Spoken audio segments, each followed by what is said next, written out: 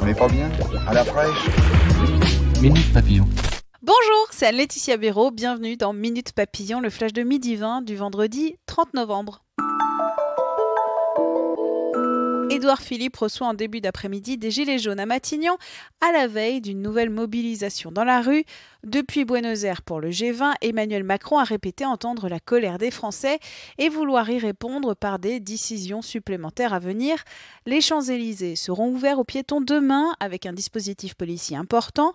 Les commerçants, rencontrés par notre journaliste Romain Lescurieux, pensent à fermer ce jour.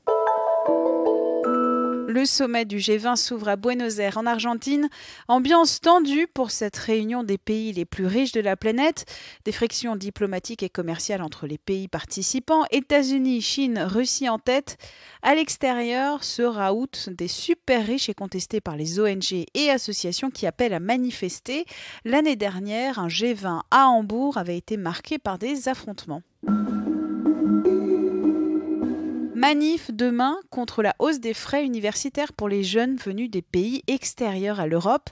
Le gouvernement a annoncé une nette augmentation des droits d'inscription à l'université pour eux et les étudiants craignent que cette hausse préfigure une augmentation générale des frais. Carlos Ghosn, patron de Renault, une garde à vue prolongée au Japon, ce sera jusqu'au 10 décembre. Il a été arrêté le 19 novembre pour des soupçons de dissimulation de revenus. Vous adorez les mangas, vous aimeriez bien découvrir Tokyo, mais c'est pas possible. Moins cher qu'un billet d'avion, allez à la Villette à Paris. Vous y découvrirez la capitale japonaise avec vos héros de manga préférés.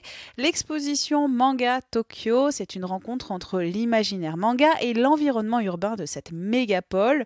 Pour les œuvres cultes, vous aurez notamment Akira, Evangelion ou encore Your Name.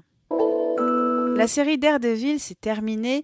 Netflix annonce l'arrêt de cette série Marvel après 3 saisons.